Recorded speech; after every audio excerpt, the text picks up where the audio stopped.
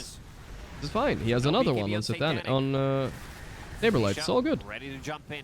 Big Hex available. Can he grab it? His dead shots with the Ags. Both. They're trying to annoy Mickey here. The hitbox on it is just Nice so force difficult to deal with. We're kind of low. Off Nature's Prophet. Nisha's going to be jumping in.